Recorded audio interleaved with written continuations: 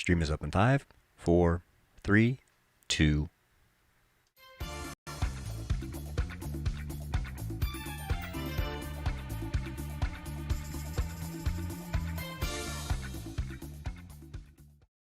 And welcome to Omally Live on this, the 21st day of July 2020. I want to thank everybody for joining, whether you're watching live or in post. The number to contact the show is 234-650-4920, or you can email us at o'mallysadventure@yahoo.com. This episode of Omally Live is brought to you in part by the Tremont Coffee Company. For all of your hot and cold brewing needs, check out the Tremont Coffee Company at 215 North Erie Street, Massillon, Ohio, Tigertown, USA. So we're going to break away from the crazy, and we are going to talk a little bit about Stark County wrestling. I was following that for the better part of my middle son. His career in sports was wrestling. So check it out. This is from the Canton Repository, and bios for 25 members of the Canton Repository all-decade wrestling team. At 103 pounds, you had David Bavery from Perry. Let's see, 112 was Ivan McClay. They didn't put some of the stats there for some of these guys. Like with Ivan, he placed third and fourth 2 separate years at the Ironman, and he was also a 3-timer at Tournament of Champions down in Columbus. But I think this is talking specifically about their high school career. 119, Mitch Newhouse. 120, Jake Newhouse. 125, Isaac Bass. 126, Dion Perez. 130, Lucas Marcelli. 132, Zach Carson. 135, Ruben Burrows. 138, Casey Sparkman. 140, Zach Daly. 145, Jax Leonard. 152, David Carr. 160, Tony Daly. 170, Andrew McNally. I hope I pronounced that one correctly. 171, Sam Groff. 182, Victor Marcelli. 189, Jojo Tace. 195, Brent Paulus. And 215, Anthony Wise. 220 was Harrison Hopple of Minerva.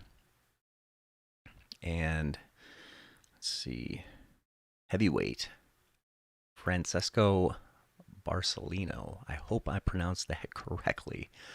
But if you look at the number of these kids that went on to wrestle at Notre Dame College up in Cleveland, it's kind of sort of interesting. There's quite a few. Zach and Tony Daly ended up there. Mitch ended up there.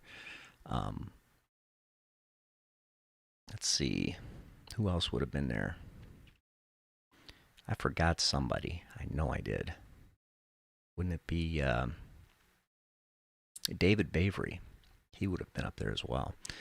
So anyway, yeah, at 103, David Bavery.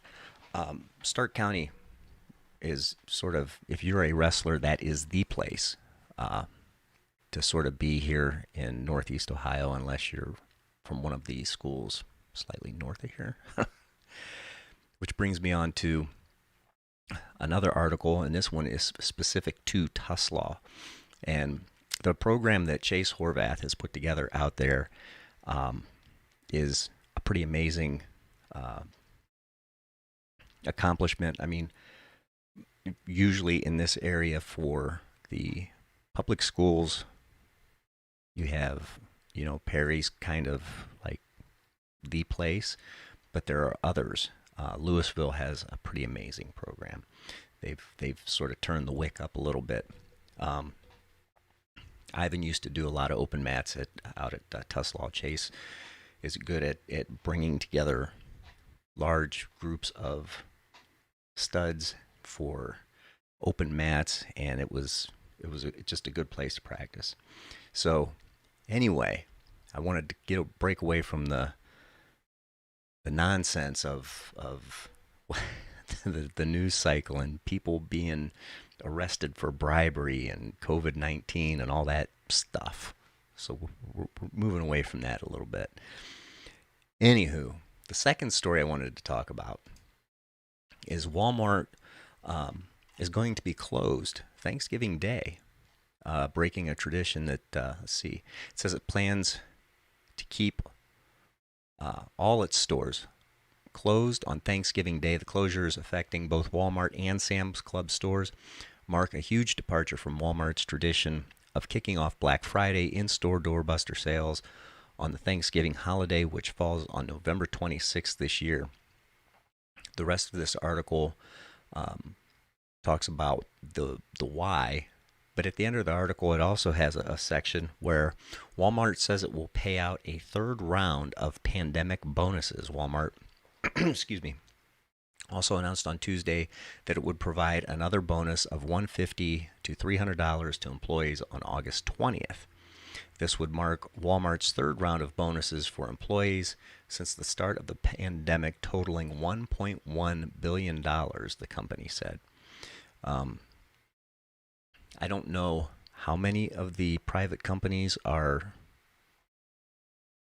doing what Walmart's doing as far as the bonuses go, but you would have to say that's at least a step in the right direction when your employer actually makes an attempt to sort of justify you being there. I mean, they were considered essential workers.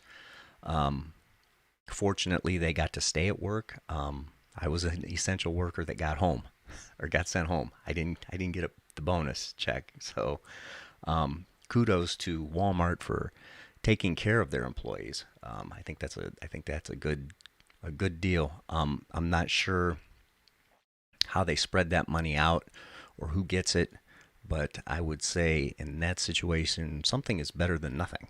So, anywho, that's what we have for today. We've moved away from some of the stuff. We'll get back to that on Thursday, I'm sure. And other sort of little tidbits, apparently, the city is still in talks with the VA about potentially using the hospital for a facility, and some talk of maybe even a private type person getting involved in that. I don't know how all that's going to work out, but when we get definitive, yes, this is going to happen type stuff, we'll start discussing that one. That one's important to the city, excuse me, as well as some of the outlying communities as well. As always, if you like these videos, hit that thumbs up. If you don't like the videos, hit the thumbs down. Let me know why. I would love to hear your thoughts. And if you really like these videos, hit the subscribe button along with the bell. That way YouTube knows to notify you that new content is up on the channel. If there is something that you want discussed on this channel, put it in my inbox. The number that I throw out there at the at the beginning of the show, that will come directly to me if there is something that you wish to discuss. And that, my friends, is a wrap. Until Thursday evening, stay sharp, keep a tight shot group, and rock on.